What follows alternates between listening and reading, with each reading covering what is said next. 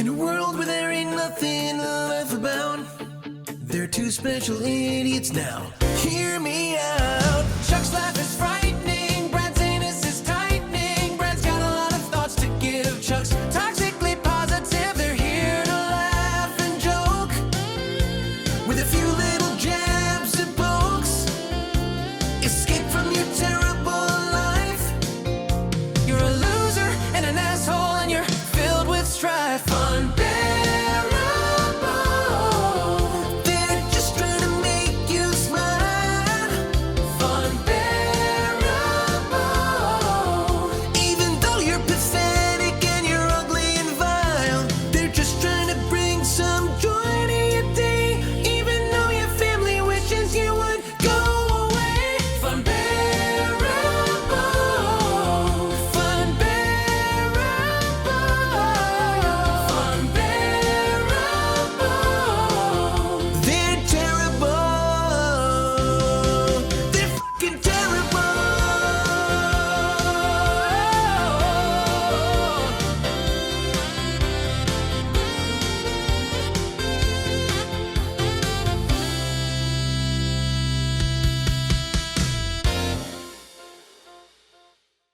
Let me tell you about disembarking from a plane. Disembarking. Yeah, getting off of the plane. Did you need to say that? Yeah, that's the term. I don't know, maybe for fucking Steve Urkel. Yeah. And Professor Frink from The Simpsons. Glavin. Disembark. Let me tell you I about... thought disembark is when the plane takes off. Nope. What does embark mean? To start. Disembark, to stop.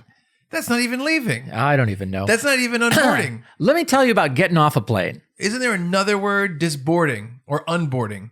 Yeah, I think unboarding is the airline's term. There's a word. Did Yeah. you disboard? No, Did it's you unboard? No, it's disembark is the term. No. Disembarking is taking off. You're wrong. All right, you go, I'll goog. So, You go, goog. yeah, goog. Go, goog. Goog, I'll go. Goog, go. We're standing up. We're patiently waiting for people to leave the plane, to disboard the plane. And, every row is kind of a half step behind the one inside. Let the left side go, then the right side goes, left side goes, right side goes, and so on. I'm on the right side. Can I just tell you one thing real quick? What's that? The most common words for getting off a plane are deplane. Completely disagree with that. Okay. Were we on the same page? Yeah. Deboard. Okay. I don't want to tell you the third one. Okay. It has to do with the dog. Sound the dog makes. Oh, de-arfing. De-roof. Wait. That's when a tornado hits your house. That's the opposite of what Craig does, our, Yeah. our editor. Yeah. No, he doesn't do roofing. He does flooring. Yeah. So Still a good joke about Craig. De-roofing is kind of like flooring. Whenever we bring in Craig, our editor, into the conversation, I'm happy about it, even if it's inaccurate. We're leaving the plane. Anyway, he's 10 feet tall. Yep. His dick is big. That's true. That one, there's no joke there. Oh, my joke. Okay. Yeah. And so these people go, and then I am ready to go. I have the bag above me. You're deplaning. Guy behind me Yeah. steps in front of me. Doesn't want to wait Oh, the etiquette. the 3 seconds for me to grab my bag and go. And it's me and there's another person in my aisle. I don't know what this man was thinking, why he needed to get off the plane, why he needed to disboard, deplane so abruptly. Yeah. And I gave him, he doesn't care. But I'm, you can tell on my face that I'm frustrated. I like, it's so stupid. Man. We walk out, I tip my fedora to the attractive flight attendant. Yeah. I wear a fedora when I fly, as we all should. Yeah. Brad dresses in a 3-piece suit still. Don't scuff my loafers. Pocket watch, Yeah. so I know how long we've been in the Oh, air. I need 2 extra pennies and let me just bend over. What the hell? So that's my prank on you is I remove your pennies. Yep. We're walking out. He uses the restroom. Maybe he had a bathroom emergency. I've been there. Let's give him some grace. Yeah. I walk downstairs by the baggage claim. I use that restroom.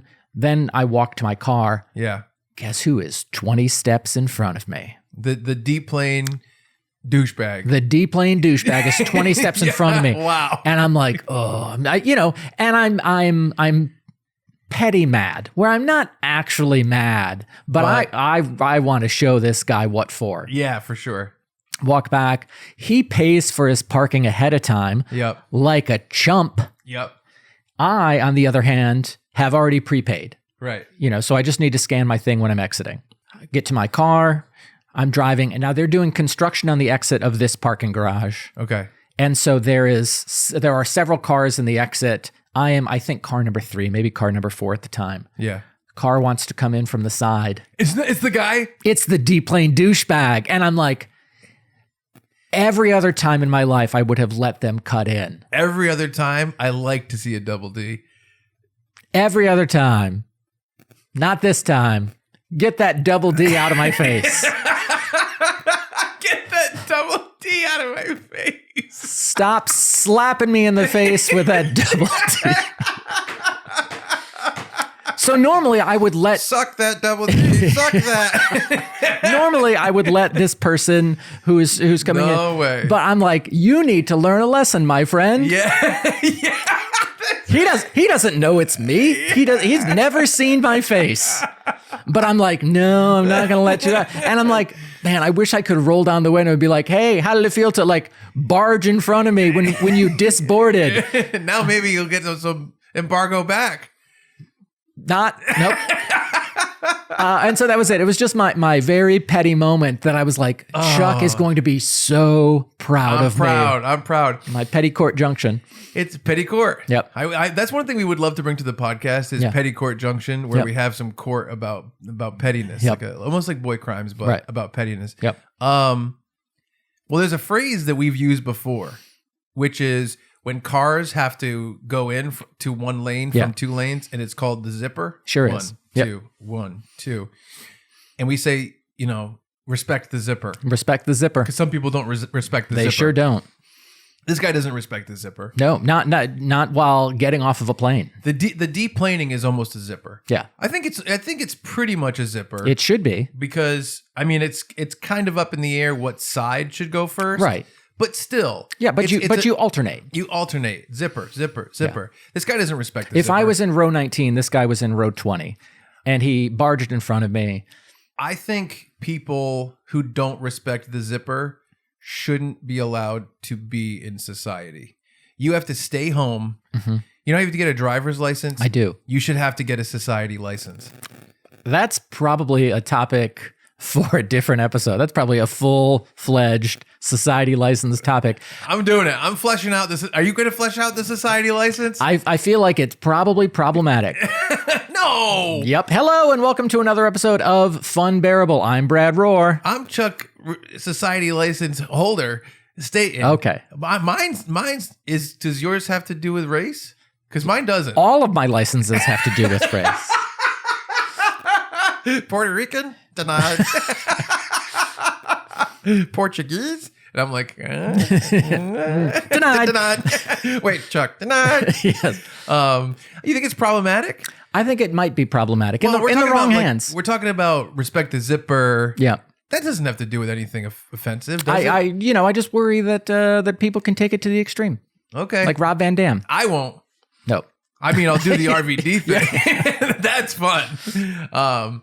But no, society license is fun. If you want to weigh in, send us an email, funbearablepod@gmail.com. Let us know what you think people should need a license for. In society. So it has to be everyday things. It has Right. to be about tact, right? Yeah, That's I'm with you. basically about tact and respecting your... Right, like others. going to a buffet.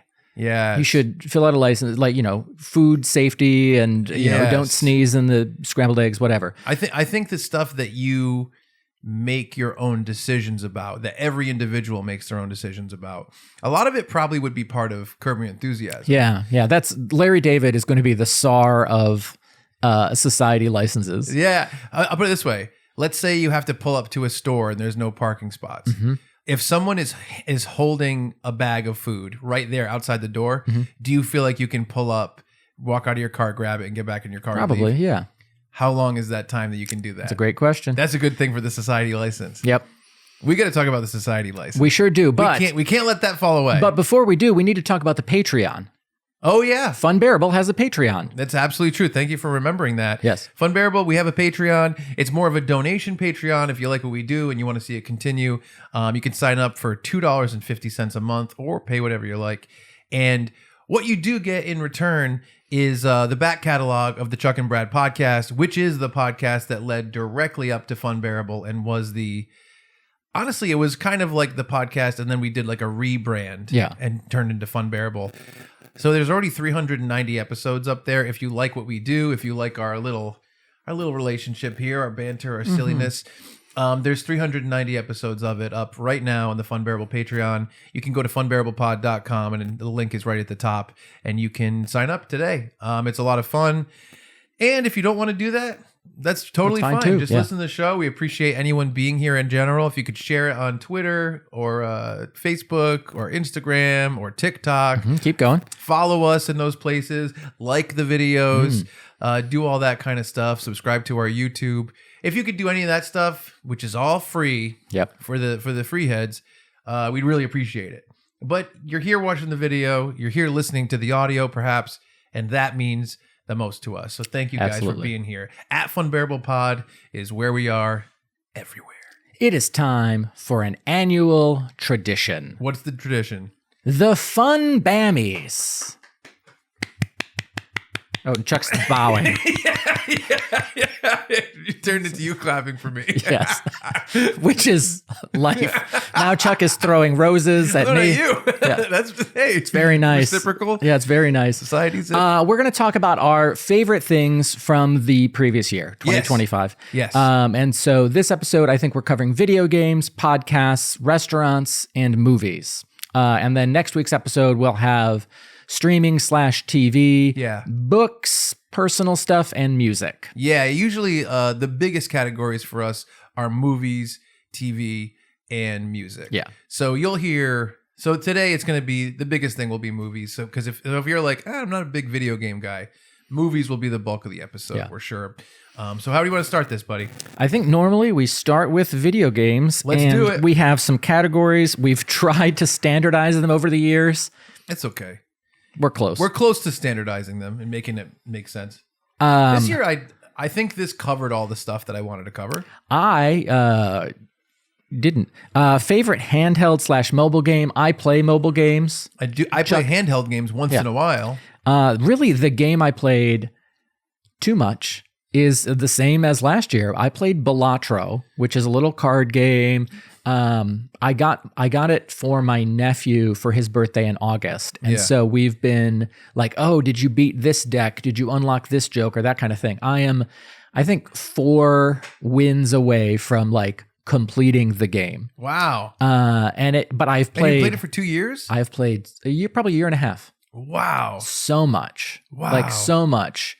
But and I still enjoy it, but now I'm at the point where like it's kind of frustrating because I'm like, I just need to beat the gold stake of the ghost deck, and it's and I'm like, but it just comes down to the cards and whatever. And but that is the game I've played the most, in addition to the New York Times crossword, which I am now. Yeah, I've done because I got it, I think in 2020, maybe 2021. Yeah. And I worked my way backwards through the archives and then, of course, forward as time does. Yeah. I have completed 10 years of crossword puzzles, of New York Times crossword puzzles. Wow. That's a lot of puzzles. That's a lot of puzzles. Yeah.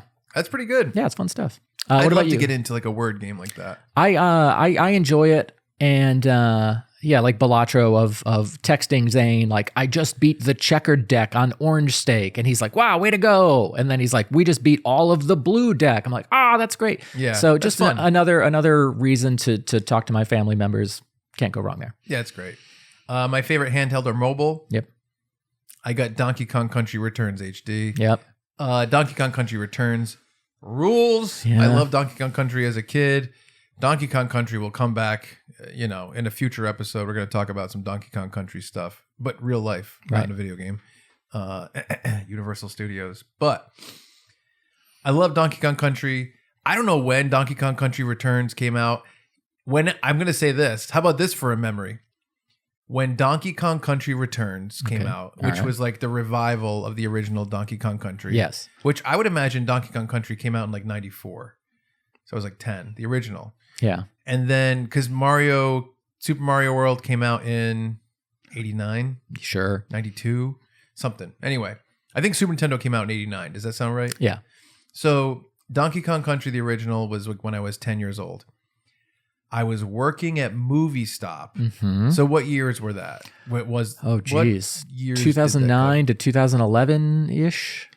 Brad texted me when I was Maybe in the back 2012. Yeah. back room at Movie Stop. Yep. He texted me during the Nintendo Direct that year, Yep. which is their big show where they announce new games. And you said you're gonna want to tune into Nintendo Direct. Wow. And you're gonna say, and you said something like you're gonna jizz your dick or Yeah. whatever. Something you like said. that. And it was the announcement of the original Donkey Kong Country Returns. Yeah.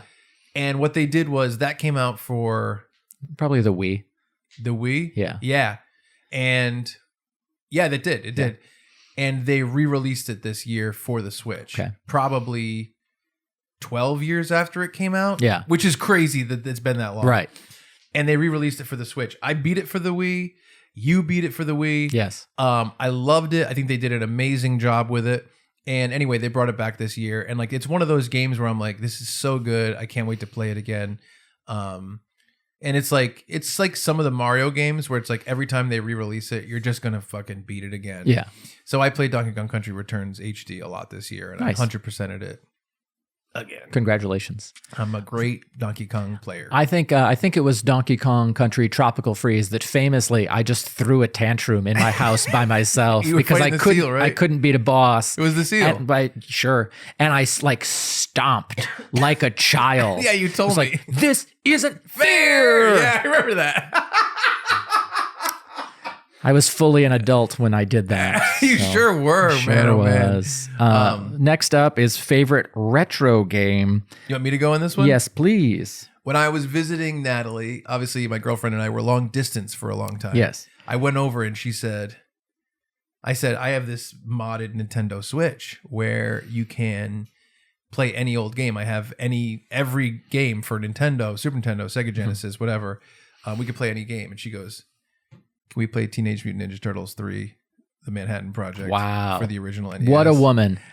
And I said, fuck yeah, we can. And we sat there in her apartment in Colorado and we just played through the entire game that night. That's great. Just me and her playing it. And that was amazing that she suggested that. Yes. And it was so much fun to play through that game, which I have never played through. Right. I don't really have a lot of experience playing the original Ninja Turtle games for NES. Right. My experience started, you got to think, if I'm born in 1984 Right. and the Super Nintendo comes out when I'm 5, Yeah. I'm not really playing a ton of games before that. Right.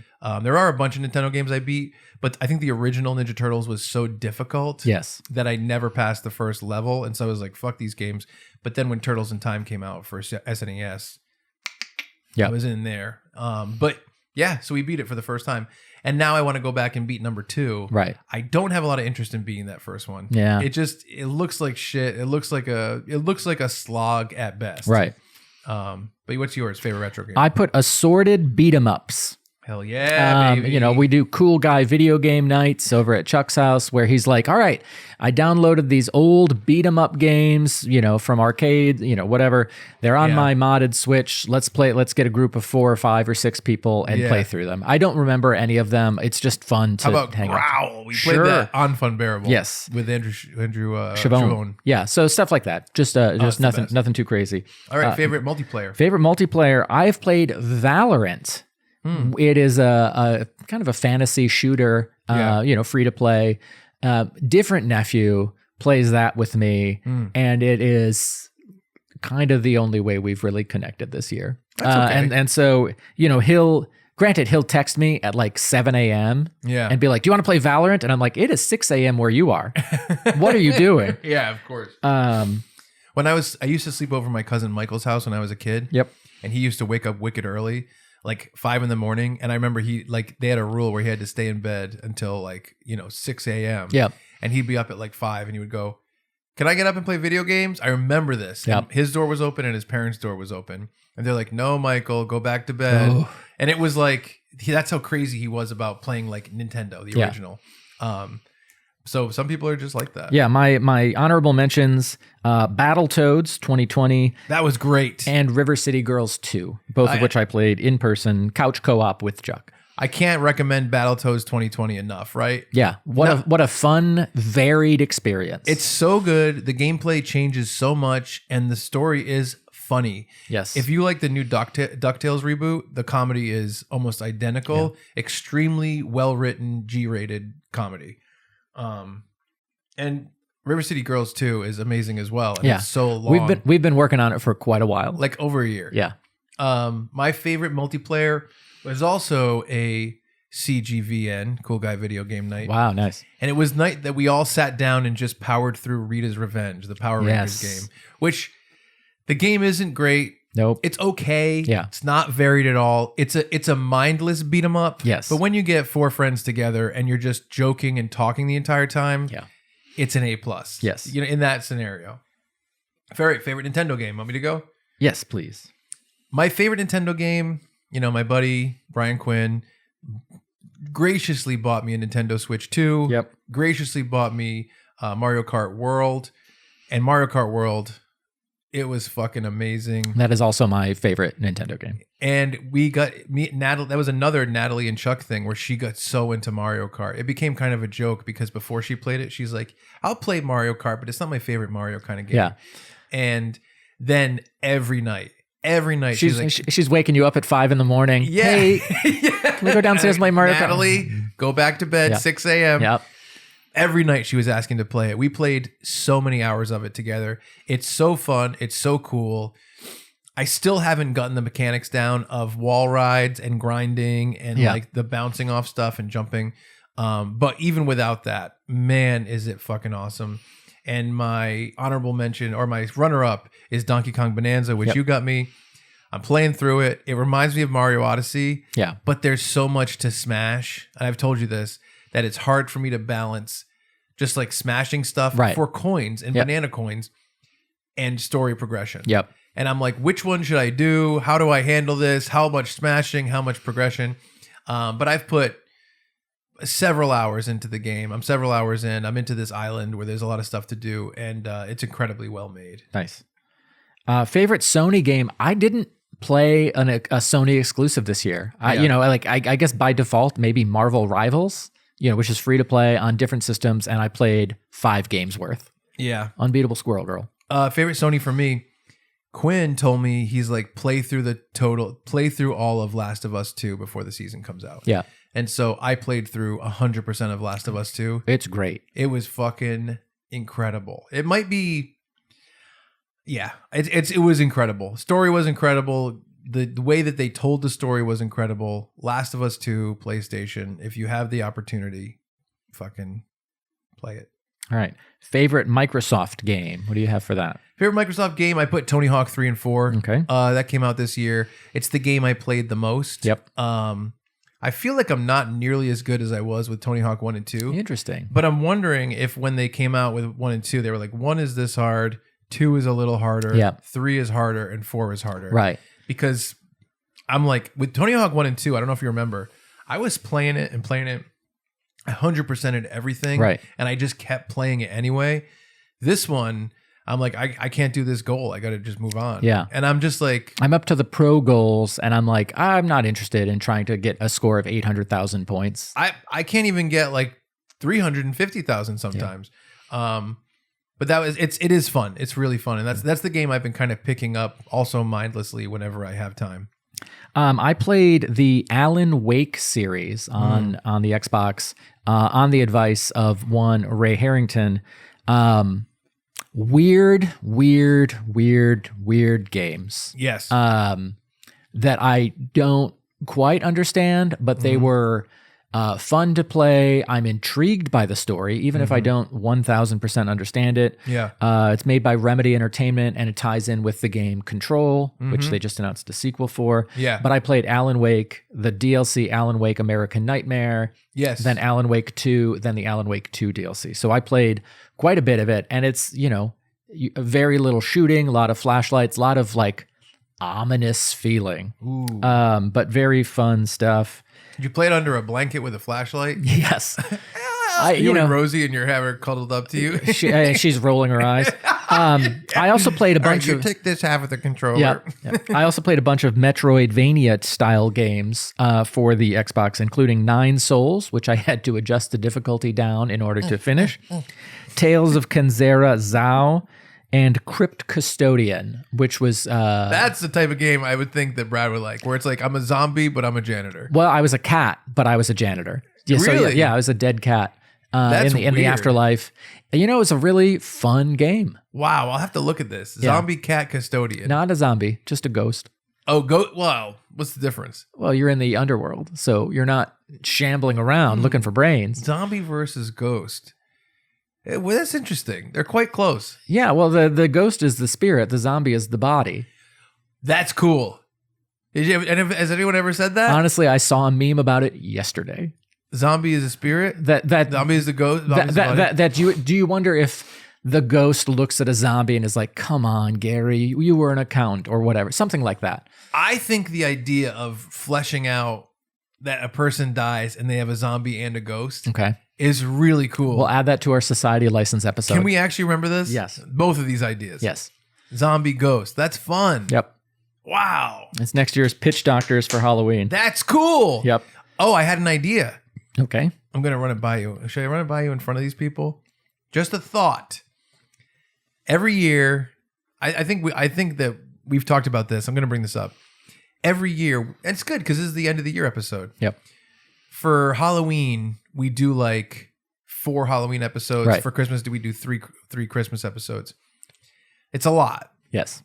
I think what we should, I mean, we already talked about this. I think what we should do is cut it down a little bit to a Halloween special and also franchise flashback. Right. So it's 3 Halloweens and a Christmas special and Pitch Doctors. Sure. So it's 2 Christmas and 3 Halloweens plus 1 Thanksgiving. As long as we had a Flag Day episode in, I'm great. But that means that between October 1st and the end of December, we'll have 6 holiday specials, Yeah. which I think is fair. I think that doing everything is tough. And by the way, if we happen to have another Christmas episode, Sure. or we happen to have a Halloween episode, like this year we had the Christmas Vacation panel. Yes. If that happens, great. But I think that's what we should commit to. But next year I had an idea for a switch 'em up. Uh-oh. Pitch Doctors Halloween. Mhm. Franchise flashback Christmas. What do you think about that? Great. I'm in. Franchise flashback, Silent Night, Deadly Night. Okay. And Pitch Doctors, you'd have to make a Halloween version of a thing that's not a horror thing. Got it. What do you think? That's great. I think that's really fun. A lot of fun. Because now we did it for 3 years. Yeah. 2004 4. years. Yeah. So the 5th year we changed it up. Sure. That's cool. Yeah. We're thinking about it. But the idea of this ghost and the zombie is really cool. Yeah. All right. Sorry. Favorite overall? Favorite overall. It also just won Game of the Year at the Game Awards. Claire Obscure Expedition 33. I'm not normally a even know what that is. turn-based combat guy, but I downloaded it, started it, stopped it, deleted it, re-downloaded it, and played through the whole thing. Wow. And it's, this a lot of stories this year. A lot of the games I played through, death as a major theme, death and grief, and moving on. Yeah. And Good grief? yeah. A lot of short, bald kids. Bad at baseball. Can't kick a football. Good at football, potentially. Yes. You never know. Their teammates keep letting them down. I'm very proud of that. Yeah. Um, So Expedition 33, it's weird because they're like, oh, it was made by an indie studio, but it was like 400 people. yeah. And just a game that the combat was pretty deep. You're upgrading different powers. You're doing this. Oh, here's a story turn. Here's a different story turn. Neither of which I saw coming. Yeah. And then like what an amazing soundtrack, which is not something I really think about in games. But for this one, I was it's this beautiful orchestral theme throughout. Just a really solid, meaty, quite frankly, game. Lot of hours in that RPG. Very cool, man. Yeah. Boring, but my favorite overall was Last of Us 2. We just talked about it. It was just too good in terms of gameplay and story. I was so sucked in. One day, Brad knows I don't spend a lot of time playing video games. I'm much more of a casual guy, which, you know, if you hear all my favorites, it's all casual stuff. One day, I came back from filming in Manhattan, or it was Brooklyn, I'm not sure, for Tuesdays. Got home at like 2:00. Mm-hmm. What I do is I log footage from the day, and I do have a specific thing. But mostly I'm just like, ba, ba, ba, ba, ba, ba, ba, and then it's a couple, like maybe like an hour for everything to do everything. Yeah. I played Last of Us 2 from 3 p.m. to 4 a.m. Woo! And like that's probably 1/3 of the game or something. I never do that. Yep. But I had nothing for like the next 2 or 3 days. Right. And I'm like, I'm just gonna get through this and kind of, and man, it was so fucking fun. Yeah. But it's hard for me to release my anxiety into that. Do you know what I mean? Yeah. Like it's hard for me to go, you know what? This is okay. I'm gonna do this. Right. You know, so it's tough. But Last of Us 2, Great game. without a doubt. So yeah, what are we doing? Podcasts and restaurants? Yeah, I think so. All right. So for me, I mean, we don't really do a best of for podcasts and restaurants. We just kind of mention some stuff. Yeah. So for me, podcasts, the new podcast I really like this year. Well, I guess we'll go through this. So the mainstays, you know, the ones that I work on, Tell 'em Steve Dave and Tuesdays with Stories, like, you know, I really appreciate what they do, which is why I tried to get involved, and I'm happy that I did with both. Right. So those are two mainstays. Reviewing History, my buddy Rupert's podcast, our buddy Rupert's podcast, and Ant and Steve, our buddies. They do a great podcast. You should check it out. Reviewing History is what it's called. They have video episodes every week, audio episodes every week. Check them out. Really, really fun stuff. They talk about real movies and how they compare to the real thing, as well as other movies. They do a lot of fun stuff. There's a lot of banter, so you can really get into it no matter what. Huge into How Did This Get Made? The podcast with Jason Mantzoukas, Paul Scheer, and June Diane Raphael. Love it. Love Halloweenies, which is the best horror movie podcast, hands down. And I really enjoy Are You Garbage? Like, Are You Garbage? We've had Kevin on the show, Kevin Ryan. He's one of the two hosts. It's one of those weird podcasts where I'm not super passionate about listening to every second. Right. But when I don't know what I want to listen to, I put it on and I just appreciate their voices and their banter. Yeah. A lot of their Patreon stuff is all mail sack. Yeah. 100%. And they just get a topic and they just banter. Yeah. And they're so good at banter. They're so funny. They have great voices. They have a great take on this kind of stuff. So Are You Garbage? If you're looking for a very casual comedy podcast, it's tough to beat this one. I mean, I think Tuesdays is probably in the same vein for other people. I was so interested in the careers of Mark and Joe that I took it a little bit more like I was invested in the stories of what they were doing. Are You Garbage is a lot more conversational. It's not about, I got this opportunity, I'm doing this thing, I went on tour and I did this, here's what happened this weekend, which is Tuesdays. It's a lot more like, what do you think? Your uncle's smoking heaters at the funeral, you know, it's like that kind of thing. And it's just conversational and it's really relaxing and fun. I loved, I do love Neil Brennan's Blocks podcast, but he's gone through a lot of guests that I like. And now it's been a long time since there's been a guest I'm interested in, but it's a great podcast. And the new ones this year for me, I'll say I got way more into No Stupid Questions, which is a therapist. It's funny. Someone wrote in and they're like, it's not a therapy podcast. It's a psychology podcast, or vice versa. I think they said it's not a psychology podcast. It's a therapy podcast. Whatever. It's a brain podcast. It's for your brain. You're smoking heaters. You know, No Stupid Questions.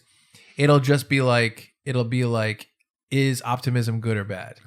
And it'll present arguments for both sides, and it's all about studies. It's all about real human studies and what they found from them, and philosophy and different papers, like psychology papers. Which I know that sounds weird that I listen to it, but it's one of my favorite podcasts. I love it.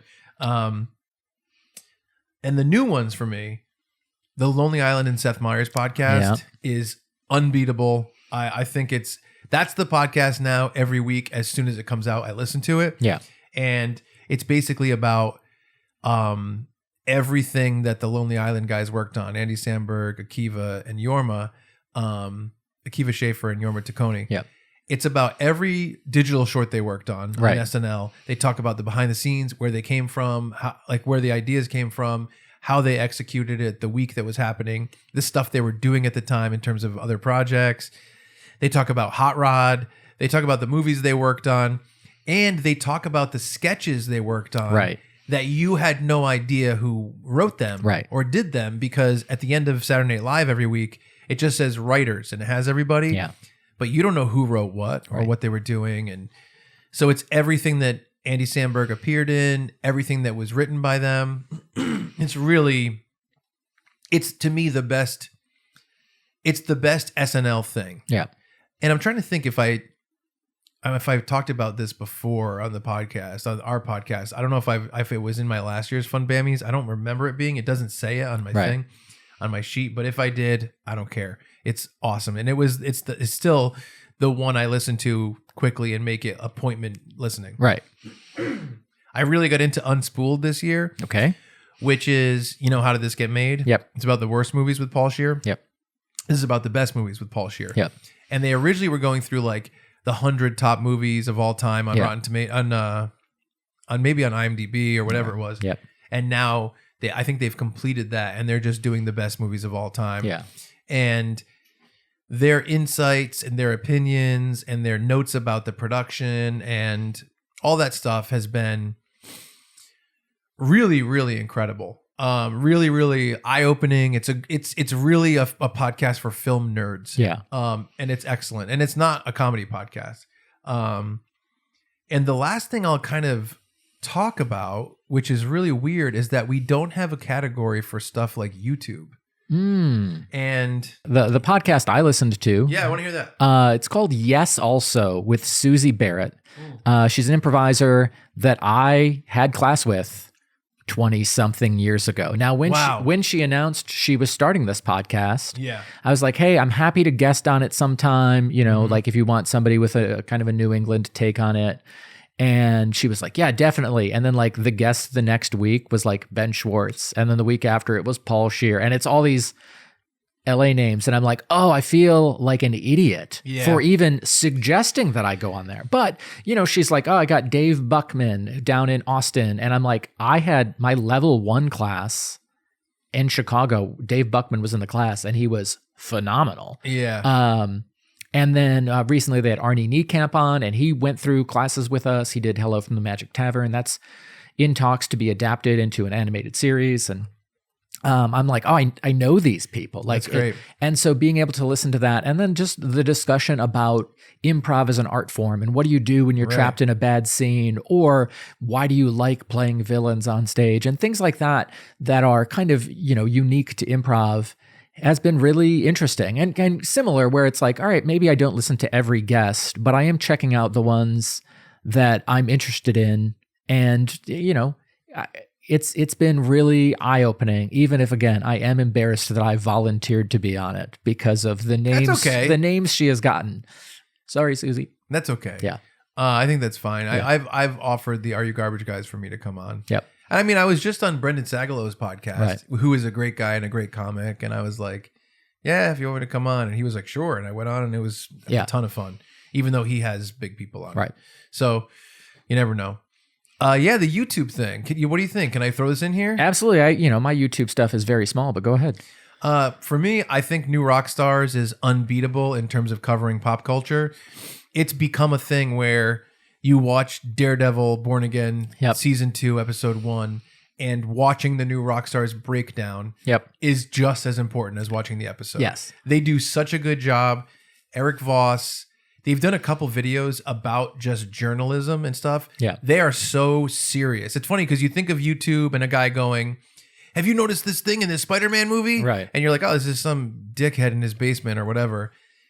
This guy and his team are such legit journalists and so legit in terms of their pop culture knowledge. Like, he did a breakdown of Back to the Future, and he brought up stuff that I never thought about. That's crazy because you love Back to the Future. He said this, he did a whole thing about how Doc was his real, like, the dad he was looking for versus the dad he had. Have you ever thought about that? Nope. And it's like, that gives more of a reason Yep. that a 17-year-old boy is friends with an old guy Yeah. because he wants to take more risks. He's more creative. Yep. All this different stuff. And I'm like, this is incredible. So New Rock Stars and their neighboring channels with the same people on them are incredible. My second favorite one is Heavy Spoilers. Okay. And it's another guy kind of doing the same type of thing in different ways where he does breakdowns of movies. Same thing. He did a great breakdown of like Batman Returns, and he did a great breakdown of like schlock movies like Alien versus Predator, where he's like, this is not a good movie, let's do a breakdown. And he does like a crazy breakdown of the behind the scenes, why they made this choice, Yeah. why they made it's incredibly well researched.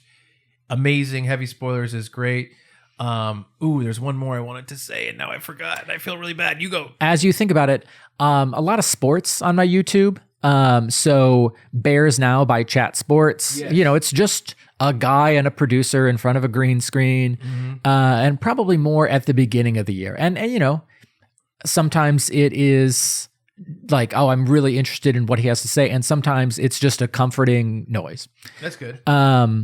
Hail Mary Sports was my source for NFL draft previews. It's a guy who just I think he's graduated from college now, but he's been doing it for a couple of years. He's just super interested in college football players transitioning to the NFL. So That's he'll do cool. mock drafts, and then he'll be like, all right, well, I'm going to look at the CBS mock draft and say what I think about these players and should they be picked by this team and so on. And it's just like, it's clearly a labor of love. It's like just him. Yeah. And I think I respect it more because of that. And then Brandon Perna has a channel called That's Good Sports, and he recaps, and he'll do a video recapping the Broncos game each week. He's a Broncos fan, and then he does winners and losers on Tuesday and recaps all the games. And then on Wednesday he does power rankings and kind of previews the next week's game. Spins a curse wheel. It was accurate, I think, 12 of the first 14 weeks of the season. Whoa. That's pretty crazy. That's cool. And it's. I think he takes football the right amount of serious. That's great. Where he wants his team to do well, but realizes, hey, it's a game, and it's an entertainment product. Exactly. And not all of his humor lands with me 1,000% of the time, but it's often enough that I'm like, oh, I love having this on. I look forward to these videos. Ooh, I'm going to time my Tuesday night dinner so I can watch Yes. the winners and losers or whatever. And so that, and that has been much of my YouTube viewing. And then it's, the Mario Maker videos of Ryukar, DGR, and Thab East, or The Beast. Yeah. He's also the guy beating all the N64 games, and I do mean all of them. Yeah. So he'll put up a video like recapping his playthrough of an N64 game like once a week, unless it's a really long video. Yeah. Then it might take longer to edit, of like StarCraft or something like that. So Yeah. having that stuff on, especially when I've been unemployed, has been a nice way to like not feel alone in the house. Yeah. Because there's a person talking on the screen. For sure. So that's been my YouTube stuff. You looks like you thought of your third YouTube thing. I did. It is Secret Galaxy. Ooh. In Secret Galaxy, they'll do like the history of the Street Sharks toys. The Wow. history of like a specific TV show that I'm trying to think of a good one that I loved.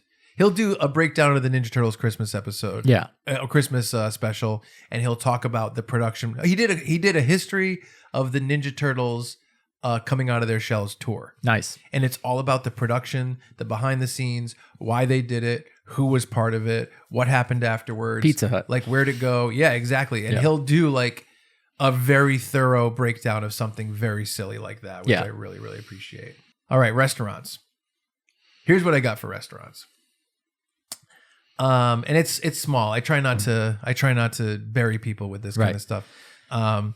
Because it's like, I'm like, hey, listeners, Yep. you're from a specific area. Yep.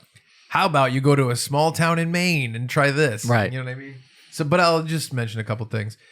Black and Brass Coffee in Virginia. Okay. We went there when I went to Shenandoah State Park with Natalie, and they had white espresso beans, amazing cold brew. I got a latte. I went back there every day, and that's one of the ways that you know a coffee shop is good. Yeah. Actually, did I go there with Shenandoah State Park, or was that a different thing? I know that you like to try new and different places. Yeah, but and so when something lands with you and you go back and forego the opportunity to go to a new place, Yes. that must mean that it's pretty delicious. Yeah, but you know what? The reason I say that is because, sorry, I was wrong. And now I am right. You jerk. Black and Crest Coffee is in Pennsylvania. Got it. Shenandoah State Park was a different coffee place, which I am going to look up because I feel bad. I loved both of them. Black and Brass Coffee is the place with white espresso beans. It is the place we went back to multiple times. But this was on a trip that we went to Bethel, Pennsylvania to go see Blink-182. And yeah, this place was great. Went back multiple times. Really love it. If you're in Pennsylvania around Bethel, I guess. I think it was like 40 minutes out from Bethel. So it's around that area. Black and Brass Coffee.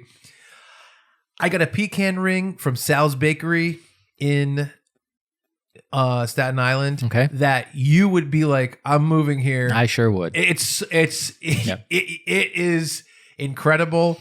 Very sad story. Jimmy the hair guy invited me to sleep over to watch 4 of the Friday the 13th movies. Yes. 2 in the night, 2 in the morning. Right. And he got his weeks mixed up. So I bought it for him and myself and his girlfriend Michelle, fiance Michelle, to try. And on the way driving there is when he told me he got the weeks wrong and I was uninvited. Wow. That's Jimmy the hair guy for you. Tweet him, Instagram him, Facebook him, and say, how could you fucking do this to Chuck? He bought you a pecan ring. That's what I think. Yeah. And of course, I'm stuck eating this pecan ring. Oh. And I'm trying to not be a pecan guy or a ring guy. I'm a pecan guy, not a ring guy. Pecan. And pecan. And so I ate like 1/8 of it. Right. And then I tearfully put it in a dumpster. No joke. I wasn't coming home to Rhode Island for a while. Yeah. So, but it was incredible. Pecan ring from Sal's Bakery. Wow. Mainstay is Chomp in Warren and Providence, Rhode Island. They have 2 locations. Incredible. They have 3 locations because they opened in Newport. Yeah. True. In Newport, Rhode Island. Their burger specials are incredible. Yeah. Their other specials are incredible. Their fries, their everything. It's so good. I think Chomp is destination restaurant for anyone in New England. It should be. Yeah. I can't remember the name of this restaurant that we went to. I have no idea when it was or where we were exactly, but this is when Natalie and I went to go see Naked Gun. Okay. And Natalie collapsed and I had diarrhea like 4 times and she threw up from eating too much cheese at this restaurant. Yes. It was incredible. Yeah. It was worth it. The decisions we made were our own fault. It's almost like if you had really good heroin. You know what I mean? Wow. Let's okay. say you had great heroin. Yeah, let's right? say it. And you're like, this is great. I'm having a great time. I'm playing, what's it called? Bethel or Balto or whatever. Balto. Balatro. Yeah. Balatro. And you take a little bit of this heroin and you're having the best night of your life. You and Rosie are dancing around your apartment. Mm-hmm. She's taking some heroin as well. But you take too much. Oh, no. And then you die. I've overdosed on heroin and That's your fault. Okay. Yeah. That's the equivalent of what happened. Yeah. The cheese was great. They had, it was truffle gnocchi mac and cheese, gnocchi, truffle gnocchi, and it was incredible. We had this blueberry compote on top of some brie. It was woo-wee. It was great. Nice. I'm flipping out. Yes, we ate so much cheese that it made us both sick. I can't believe she collapsed from it, but she really did. Yeah. And it was amazing. Man, I don't remember the name of the restaurant. I hope someday I remember it. I want to give a shout out to Killmeyer's on Staten Island. It's a German restaurant. It's absolutely awesome. Very, very delicious. And you would love it if we went there. I think you'd really love Killmeyer's. It's very authentic German. Jose Tejas in New Jersey. You would love Jose Tejas. It's really interesting. Half the menu is Mexican. Half of it is Cajun. And you would love it. Yeah. It's absolutely awesome. The decor is amazing. The aesthetic is amazing. And I love the food. It sucks. There's another place I can't remember the name of, but I went up to do the Big Kahuna Boys podcast with Johnny Law. Okay. In around Boston. And he took me to a great steakhouse, like a really expensive steakhouse. Yeah. I was like, I'm gonna get the salad, the chicken leg. I'll do this. Because I was like, because he's like, I'm buying you dinner. Yeah. And he's like, nope, you're getting a steak. You're getting this. They ordered a ton of appetizers. He ordered this crazy steak. It was incredible. It's one of my favorite, like, really nice restaurant experiences I've ever had. And the company matters, right, Johnny? I love that guy. I love him. And also, I will say this too. Our buddy Sean Hogarty took me to this awesome Mexican restaurant around the same area. Also don't remember the name. Absolutely fucking loved it. Another place that you would like a lot. Nice.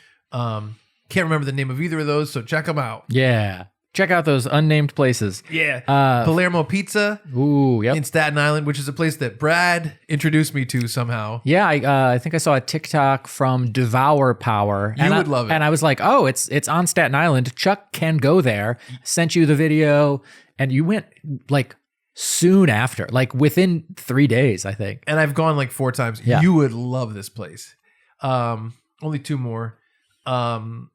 Salda in Staten Island has the best baba ganoush I've ever had in my life. Okay. Incredible. You'll remember the name of the place. I think it's Goldberger's. Yes, it is. And it was the place where we got steak and cheese sandwiches on the way back from the Bears game. Yep. Those were Extra sharp cheddar was the 10 secret. out of 10. Yeah. What do you think? Those were great. Incredible. Yeah. I didn't think we were going to get food that good. I'm like, we'll just stop at a pizza place, get something to fill us up. We'll be like, that was pretty good pizza. Yeah. That place blew my dick into next year. It did. 2026, baby. Yep. I can't wait to get it back. Almost. Oh, come on. Look, counting down the days. Yep. You got an advent calendar. Last thing, I started making parsnip fries at home in the air fryer.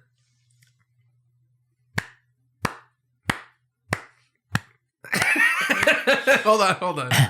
Yeah. I threw my bra at you. Yep.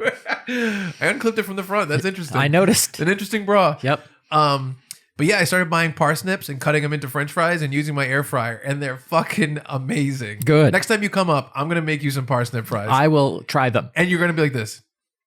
Those are pretty good. Yeah. Take off my bra, throw it at you. Yeah, but those Mine's in and the back. That's just the typical. Ow. Ow! My tits. Those are the ones kind of off the top of my head, though. I bet there's a lot of other great places that I've gone to with Natalie that I don't quite remember. Yeah. It's really hard for me to remember that this year, 4 months of this year, we were still long distance. Right. So I was going to Colorado and she was coming here. Yep. And I can only imagine that we went to a bunch of good places. It's just hard to remember them off the top of my head. Yeah. So other restaurants. For I me, apologize. L&B Spumoni Gardens. I had my first experience there, and I thought it was amazing. My favorite pizza in the whole world. It was delicious. How close to your favorite pizza in the world is it? It's up there. Like I when we were driving back from one of our drives, I know, I was it was like, so I was far like, out of the way. I was like, do you think we could go there? And you're like, it adds 2 hours to our trip. And then we both sat there. Like, I don't want to be the one to say no. Yeah, I know. But It's yeah, so good. yeah. I ate as of the end of November, because it's totaled up through there. I had skipped 90 meals, eaten 36 at home with pals. Yes. Eaten 60 out by myself. Often before an improv show, I get a slice of pizza. Yeah. And I eaten 77 meals out with pals. Wow. Which You're means a lunatic for tracking this. Which means that I ate 739 meals through the end of November at home by myself. But that's mostly breakfast, which is a granola bar. And a Mountain Dew. Yes. Hot dog count, I think, is at 40.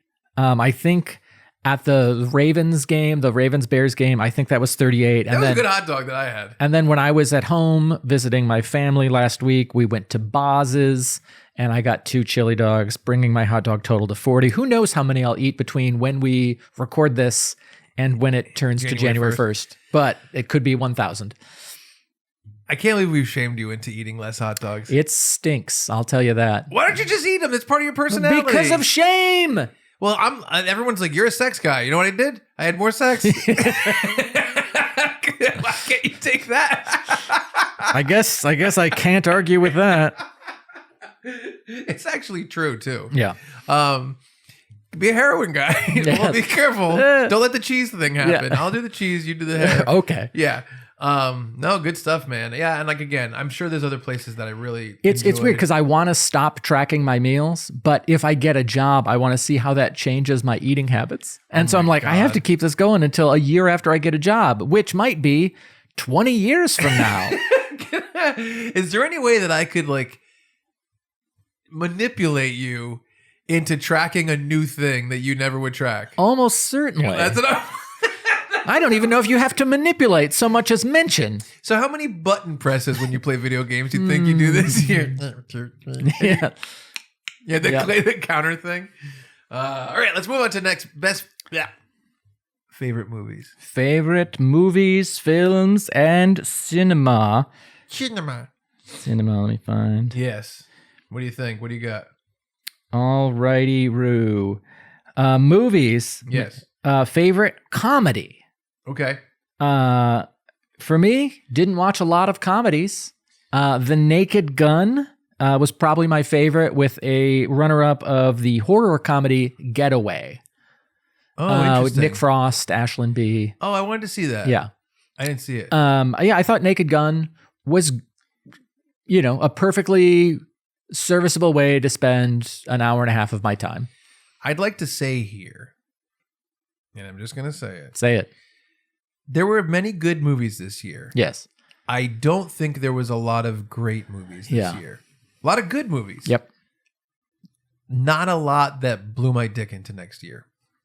And it was already in next year. Right. So it would go to the following year. Yeah, it was running. Really problematic. 2027. Poor Natalie. This is me. Yeah. And then you see a great movie in March of next year. You're like, oh no, 2028. What's fun about it is like, A, my dick coming off my body is a funny way to experience Yes. happiness. B, pushing it forward through time is a weird way to measure that happiness. And C, the fact that I can see it further away as if it's a plane Yep. is also quite strange. Yep. Can we agree on this? It's very strange. You have a very strange dick. And manner of like. Yes. All right, favorite comedy this year. This one was great. Nirvana, the band, the show, the movie, Haven't the seen tour. it. We had bad weather on the day it was in Boston. Yeah. So what I did, I sold those tickets like the day before. Yeah. So what happened was, and just to explain that too, Nirvana, the band, the show is one of my favorite TV shows of all time. We've talked about it on the show. We've talked about it on the podcast. It's amazing. It's kind of independently produced. Matt Johnson, one of the stars and director, he made the movie Blackberry. He directed that and starred in that. Yep. And it did really well. He got signed by CAA, I think, and he decided he got the opportunity to make another movie, and he decided to make a movie version of the TV show Nirvana, the band, the show. Yes. So they made Nirvana, the band, the show, the movie. That movie went to festivals. It was independent. Eventually, it was bought by Neon, which is really cool because they produced Anora, which won Best Picture. So that's a really big deal. And it's being released in February 2026. However, they did a very short run, I think maybe 13 cities across the country, of just live shows that are the movie plus the guys coming and doing a Q&A. Right. And so as soon as I found, by the way, every screening sold out super fast. So as soon as it went up, I bought 3 tickets to Boston. I was like, me, Natalie, Brad. Yep. Realized that date didn't work for me at all. Nope. I was bummed. I didn't know what to do. I was thinking about it because it was like the day after I came back from Florida into New York. Yeah. It just didn't make sense. And I was like, man, I got to see this. And I'm posting online. I'm like, I wish I can go to New York. Is anyone selling tickets? Right. Someone wrote, is anyone selling tickets to the IFC? Which is really cool because it's a really storied theater in New York, in Manhattan, in the West Village. And On a street. yes. And Crossing an avenue. yeah. And I put, I'm also looking for tickets. And then someone commented, this is Reddit. They just added another screening like 10 minutes ago. Wow. I went to it, bought the tickets. I went to the screening.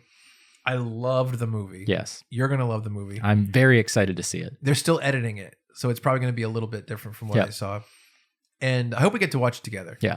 And loved it. The energy in the room was so exciting because it was only super fans of the show. Right. And everyone's like, and like everyone's just like, I can't believe this. Genitals are flying off people's bodies. Yeah. Into next year. People had the heads, the big paper mache heads. People Yeah. made those. People were dressed like them. Amazing. And by the way, I'm kind of appreciating fandom a little bit more. After the Impractical Jokers cruise Yep. and Q West and their Nirvana, the band, the show, the movie, it is really something special to go to an event where you know that so many people have the same interest as you. Yes. Which I never really thought about before. It's new to me. But we should have thought about it because of concerts. Right. Concerts are the same thing. Yes, they are. So it's really strange. But and we've had a lot of like, what's the word I'm looking for?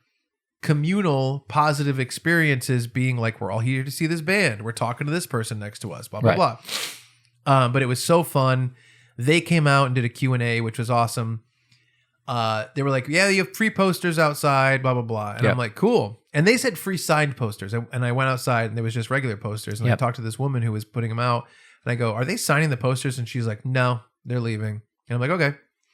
Not a big deal. Just Yeah. having the commemorative poster from Very one of these cool. Yep. tours, very cool. Then they came out and started signing posters, of Yep. course.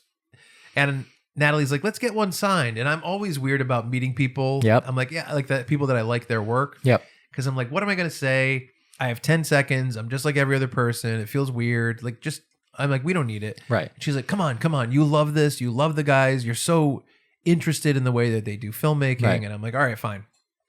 So I go and I walk up to them and they're like, hey, what's up? And I talk and I'm like, I got to tell you, I haven't been this excited about a movie since Avengers Endgame. Yeah. And I feel like it was a very fun statement to make and probably something that no one else said. Yeah. So I was happy to meet them and give them the encouragement and a representation of like, you're touching so many people Right. in such a strong way. Yeah. Because, sometimes you don't feel that way. So that experience, very, very difficult to beat. Yeah. So that's my favorite comedy. Runner up, Toxic Avenger was so Ooh, good. yeah. The Dinklage Toxic Avenger, it's shocking how good it was. Yeah. Like when you see it, you're going to be like, I can't believe I love this movie. Yeah.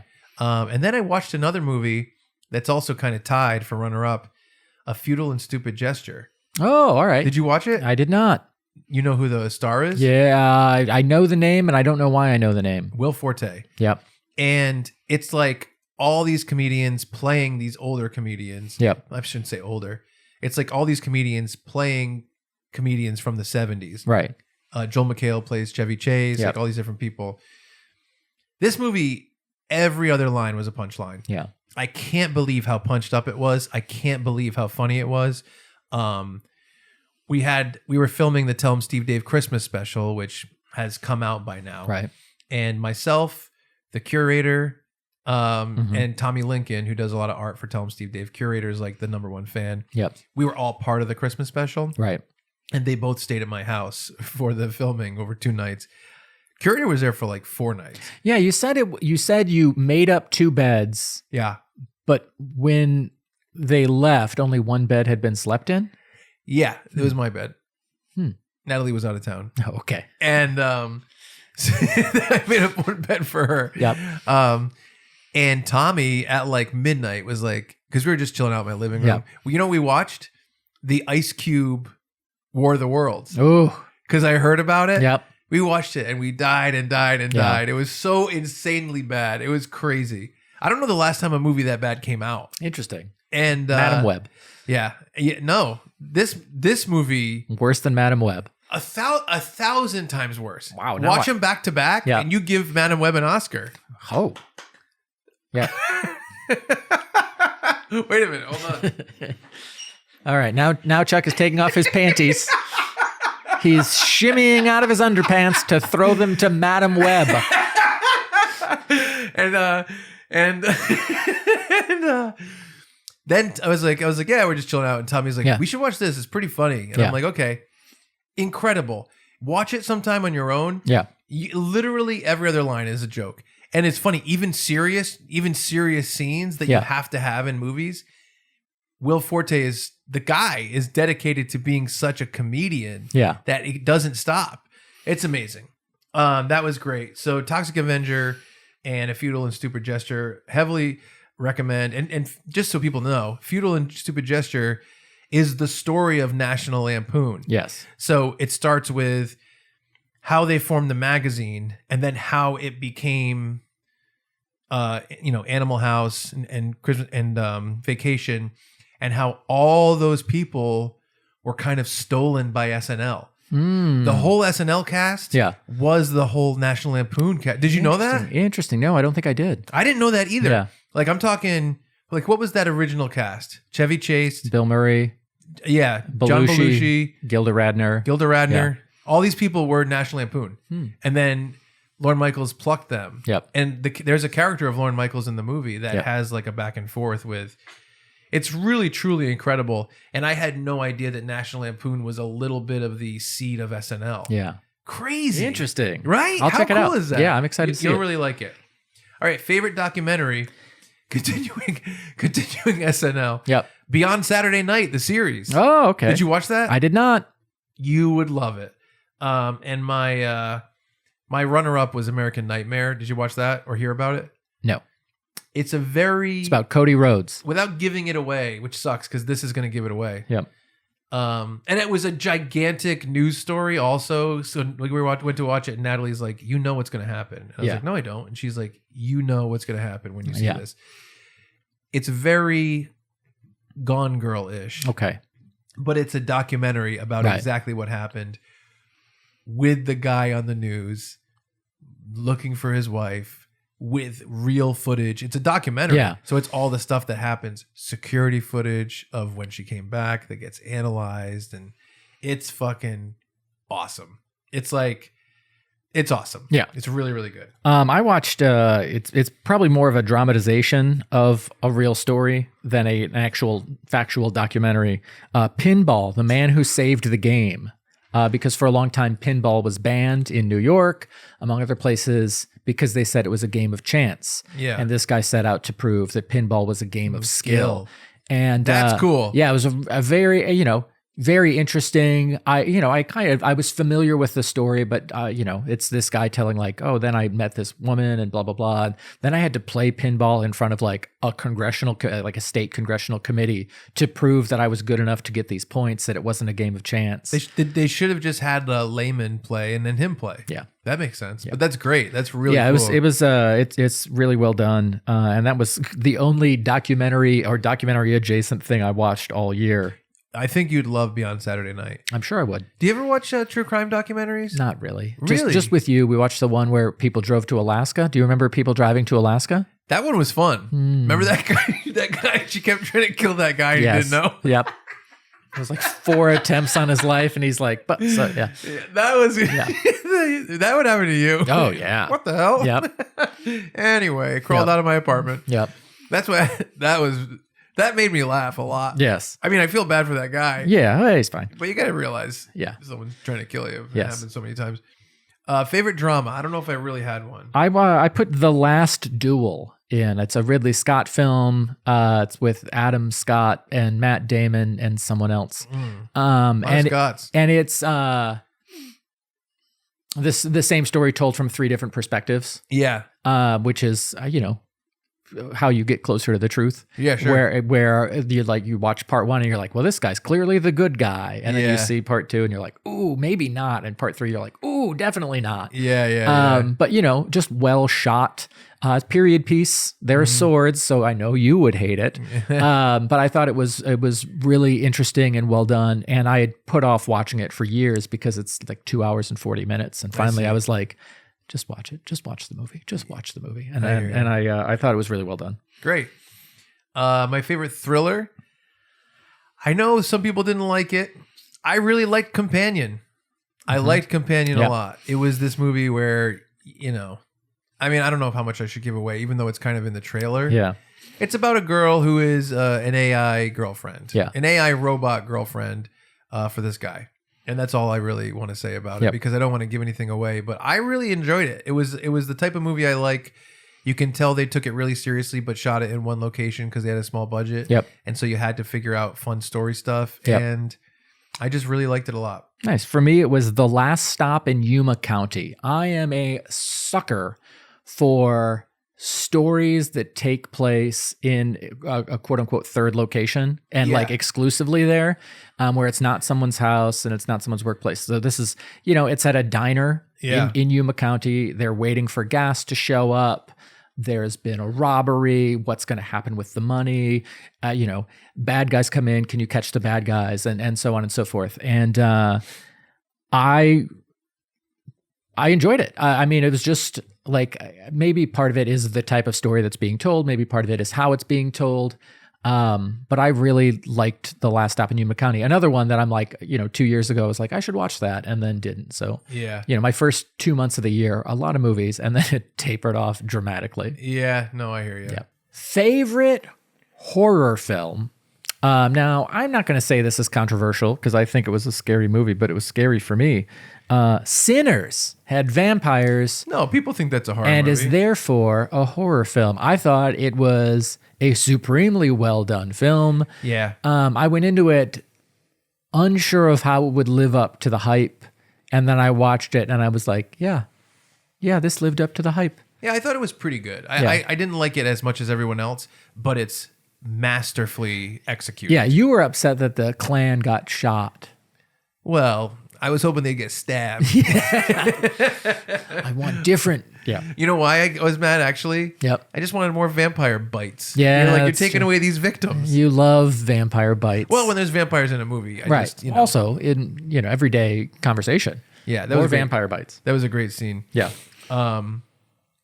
Yeah, I would like a vampire bite here and there. Are you always turning into a vampire, or are they sometimes eating you? And I think drinking your sometimes blood? they're just eating you. I don't think you're always turning into a vampire. So what do they want? Blood. Right, but half blood. They want to suck your blood. I have heard that. Von, too. That's a different guy. Yep. But do they go, I want Brad as a vampire and I just want Chuck's blood? Yeah. And they do the same thing to us, but you're a vampire and I'm just a dead guy? I think there's a different boy. Is everyone they bite and suck blood become a vampire? I think different vampiric traditions. Vampiric? Yep. Have vampiro have different stories of how somebody becomes a vampire. Sometimes you get bit, you're a vampire. Sometimes there has to be a weird ritual where you bite the vampire. No. I have to bite a vampire? It's weird because they shouldn't have any blood running through their veins. Gross. Yeah. I'm not biting any I'm not vampire. insulting any vampires. So if any vampires are watching, I'd love to see, because let's say you want to be a vampire. yeah. I'd love Oh to yeah, see I'd you, love to live forever. I'd love to see you sneak up. Well, so you can continue your job search. Yes. Maybe I land one when I'm literally the last creature on Earth. Oh my God. Yeah. 2098. Yeah. No, I'd love to see you sneak up on Nosferatu. Are you kidding me? Oh, I mean, that would be fun. It's your little I toes. hear you. I shouldn't make my grunting sounds when I tiptoe. Favorite horror movie? Yep. Love 28 Years Later. I know you did. It's funny because I loved it in the theater and I was like, this movie is so good. Like, I can't believe how scary the zombies are. I love the idea.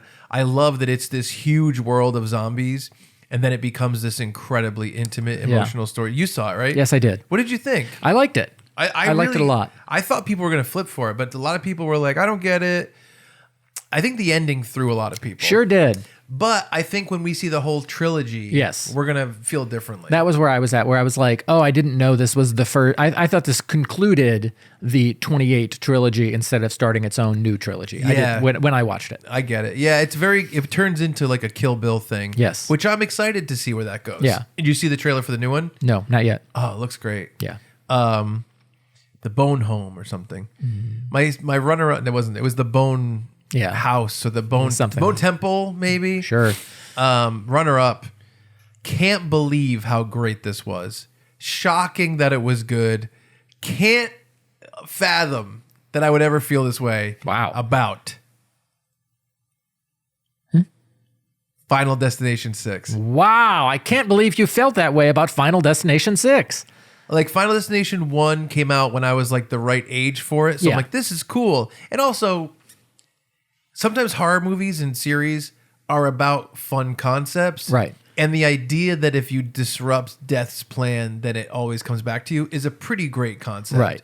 And I have these different feelings about how different mediums are built for different projects. Okay. So for some things, like books are the best. For some things, video games are Right. the best. Movies, TV shows. And I think people agree with movies and TV shows about that, where they're like, well, this is better for a movie, this is better for a TV show. But I really think it extends beyond that. So I think that the Final Destination idea works so well in a film setting because you get to see all the machinations of what death is doing. Yeah. While you also see the characters separately live their lives. Right. So it builds this really fun tension. Yeah. Like you'll see like a chef like cooking something over a flame and Yeah. he turns and something knocks over the oil Yeah. into the thing and it's filling up the stove a little bit. Yeah. Something like that. I don't know. I don't even know if oil catches fire like that. Yes. I thought so. But Final Destination 1 I liked. Final Destination 2, 3, it's more like, okay, I like this series. I've seen it. I don't even really remember it besides the log thing, which everyone remembers. Yep. Final Destination 6 is the best use of all this stuff. And the whole movie revolves around a penny. And it's like, if me and you like got together tonight and watched it, I'd be like, this is crazy. And you would watch it and be like, how is this good? That's why the U.S. Mint stopped making pennies Like, because of movie is Final so Destination good. 6. It's like the penny can never be better than this. Yeah. But I really loved it. I really, really loved it. Nice. Yeah. Nice.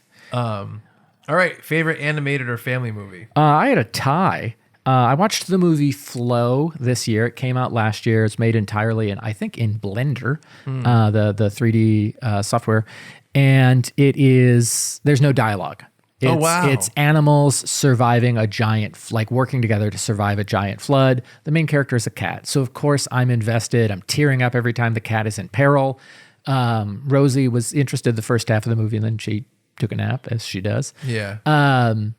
But just from an artistic standpoint, you're like, oh, right, media can be different. This is not a pig twerking. Yeah.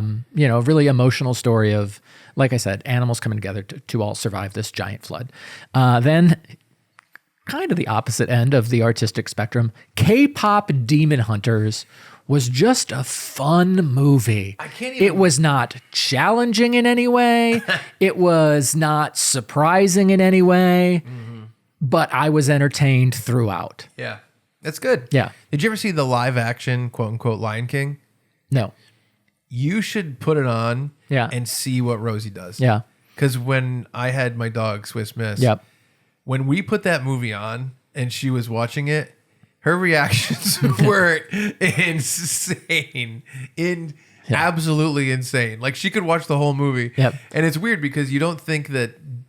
Do you know that there was a time in cinema history where they didn't believe that humans would be able to compute changing camera angles? Yes. So you would think the animals also would be very confused by that, which who knows? Maybe they are. Yeah. But like Swiss would be watching it and like Simba's talking to Scar or whoever the fuck. And then like it would switch and she'd look and she just like thought she was watching animals through a window, I guess. I don't know what the hell she thought. Very fun. But you should watch. You should show Rosie that one. I will. It'd be funny. I don't think I watched anything this year that was a family or animated film. You know why? I do not. Because I have someone in my house that doesn't love new animated movies or films, which I think I can change by showing her some really good ones. Because I think she doesn't know. Like if you watch Soul, I think that changes your understanding of what those movies can be. I think she saw Toy Story 3 and was really impressed, or Up, or something like that. But she's like, it's not like a lot of things with Natalie. It's really weird. She has this really weird take on stuff, which I get, but I also don't subscribe to. Where she's like, I'm like, you hate Indian food. Because I always want Indian food, and she never does. Yeah. And she goes, I don't hate Indian food. I like Indian food. And I go, well, every time I suggest it, you say no. And she goes, I like Indian food. I never want Indian food. Yep. And I'm like, well, what's the difference? And she's like, I'm limited in my fun food that I can eat. Yep. That I always want to eat something that I like the most. Right. So it's Mexican or Italian for her. And she said, and same thing with movies. She's like, I'm not saying that Soul's not good or that I wouldn't enjoy it.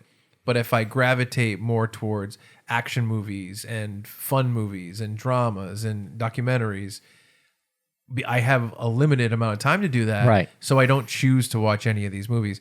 Where for me, I'm like, I'd like to expand my horizons more, and that is part of it a little bit. Yeah. So I didn't really watch any animated or family movies this year. All right, favorite action.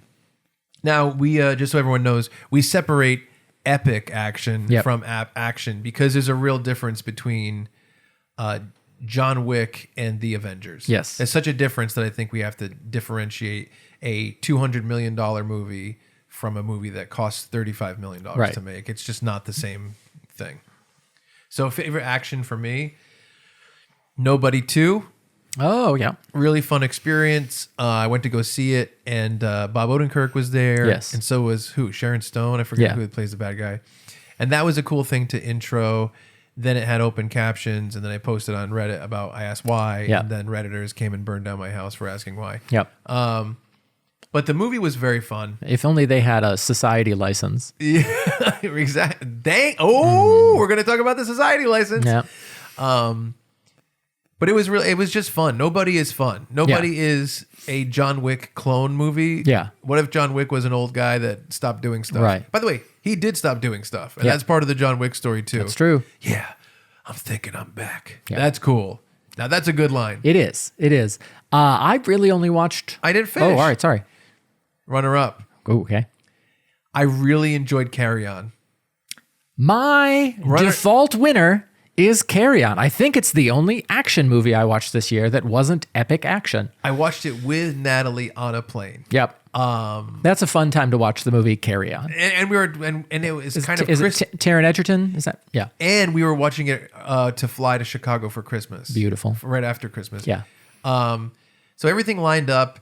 I don't know. I liked it. I really and thought it was, for a very small, contained, low budget streaming movie. To me, it's at the top of that category. I'd agree. And then honorable mention. Well, actually, I'll save my honorable mentions till the end. But what is your favorite epic action? Epic action for me, Thunderbolts, asterisk. Again, I didn't watch a ton of epic action movies. And so it was kind of this or Fantastic Four or maybe one other one. And I thought this was my favorite of the three. Yeah. My favorite was Fantastic Four over Thunderbolts. I think it was a more of a prestige film. Yeah. But I also feel like I'd rather rewatch Thunderbolts than rewatch that Fantastic was Four. kind of what it came down to for me. Yeah. Fantastic Four felt a little bit more Spielbergian and a little bit more grand. Yeah. I feel like such a snob. I'm like, prestige, grand, Spielbergian. But I really do think Really it was, turned into a Cobb over there, huh? I gotta go back to my Cobb roots. Yep. But I just think it was a more well-made movie. Mm-hmm. I don't know if better made movie really makes sense, but more well-made. And my runner-up is Thunderbolts, which I thought was very fun and better than I expected. And then my third place was Superman, which I liked. I don't know. I liked it. But all of these three, I wasn't like, I love this movie. Right. And like, in previous years when you have Captain America's Civil War and Endgame and Spider-Man, it's really tough to... Yeah, I was not champing at the bit to watch any of these movies on streaming. Yeah, exactly. So it's tough. I think that Fantastic Four was the best of the three for me. Yeah. I think that Thunderbolts is the closest to a rewatch for me. Yeah. And Superman I thought was really fun. I think people that like Superman a lot hated it. Right. But I thought it was actually very fun. Yeah. I liked the soundtrack. I liked the fun moments. I thought the fights were very unique and different. I just liked that you could see the fight after years of DC being like, we're going to make movies so dark. Yeah. We're going to hire Vanta Black to be our, I don't know. Yeah. I don't know how you can hire a color. Yeah. So to see Superman fighting like with a blue sky as a background, I'm like, yes. Yeah. This is, movies can be bright. Yes, exactly. No, I agree with that. So that was my epic action. I didn't pick a favorite actor or actress. I know sometimes we do that. I took them off the list because you said, let's remove them from the list. I think it makes Yeah, sense. it's fine. Favorite movie of the year. Do you want me to go first? I think we might have the same movie. We do. It's Yeah, Weapons. It's Weapons. Yeah. Weapons was the best movie of the year for me. I was really blown away. I said there wasn't a lot of good movies in the year. I mean, there wasn't a lot of great movies, but there was a lot of good movies. Yeah. Weapons is one of the great movies of the Yeah. year. I loved it. I think that Weapons is a movie that lives in the world of horror, but it wouldn't matter if it's not a horror movie. Right. They made it a great movie despite the fact, despite whatever genre it was going to be. The story is excellent. Yes. So I really loved Weapons. It blew me away in theaters. I loved it so much that I got so excited that the power in the theater went out. That's how excited I was. So I got the anticipation of waiting 3 months to see how it ended. Yeah. And of course, it was great. It was awesome. It was super, super well done. I was, again, engaged the whole time in the story. What's going to happen? I can't Yes. believe this. Ooh, Yes. what if it's this? And, like kind of like it made me think and it made me appreciate it. Yeah. And, it made me feel things to an extreme degree, which I think art should do. Exactly. It was not tepid. I agree. And the ending was bombastic. Yes. Which I loved. Yeah. Older movie I should have seen before. Mm-hmm. What do you got? I didn't put anything. I put Edge of Tomorrow. I never saw it. Even though I have a problem with the time travel ending. Yes. I have a problem with it. I don't know. Do you have anything for Independent Spirit Award? I do not. It just means the movie that was the most unique. I mean, for is me, a joke kind of yeah, title. for me, Robot Dreams, which was recommended on last year's Funbammies by Ray, where it's an animated movie. There's no dialogue, but it's all with like 70s and 80s songs in the background, like telling the story of it. Beautifully animated, but a movie that you're like, wow, I saw that and it was great. No real desire to see it again. Yeah. But I can appreciate how well done that was and what a unique idea it was to adapt, I think, a picture book into this full 90-minute film. Great. I had a couple. One of them was Freaky Tales. Okay. With Pedro Pascal. Yep. Really, really interesting, told in different parts from different people's point of view. Weird movie, but we watched it one night kind of on a whim, and I'm like, I'm glad I watched that movie. Yeah. Together. Yep. Was really crazy. We watched it in the theater together, and it's like a body horror independent movie kind of. And I thought it was very unique, and I liked the idea of making it probably for an audience that isn't me. Yep. I thought it was gross. Yeah. And do you have anything for honorable mention for any of this stuff? No. My honorable mentions are The Monkey, Right. which was really, really fun. It's an Osgood Perkins Osgood joint. Perkins. Very, very silly Yep. and over the top. I actually really want to watch it again. Yep. It's one of those movies where I'm like, I really want to catch the vibe one more time Right. and kind of figure it out. But very, very recommended for people who are horror comedy fans. And Bullet Train.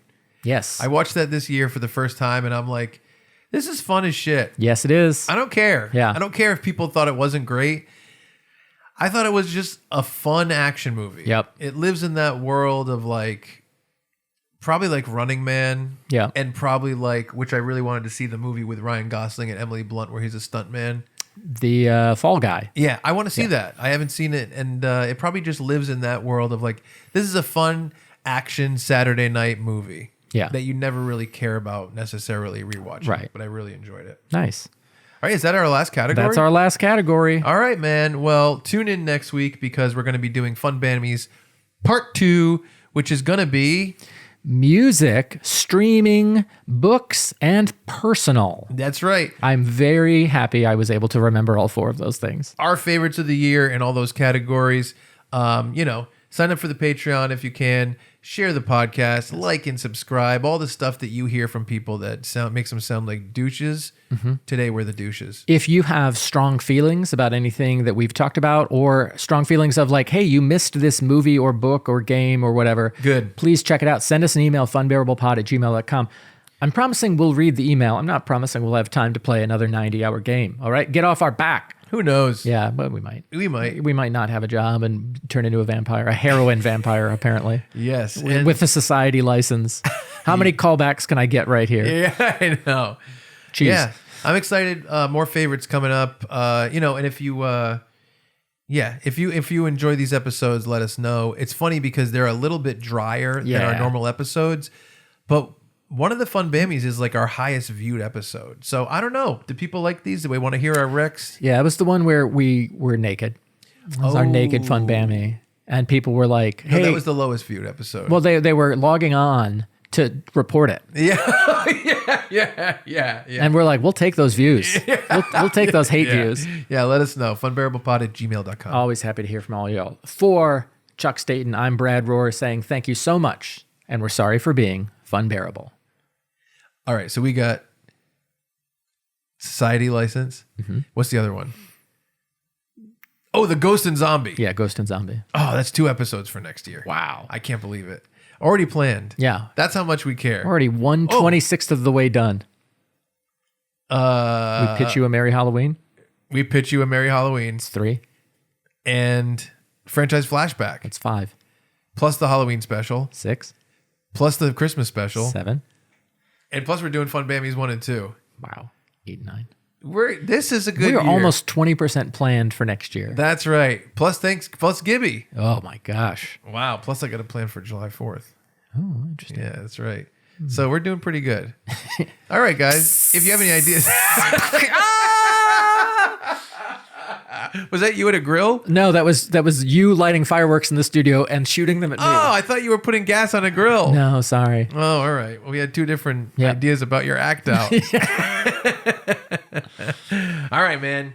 Let's end this thing. We had a funny moment and there wasn't really a button on it. So well, you know what? Here's the button, man. Okay. Swirl it up. Button. Oh, this is the best of the year.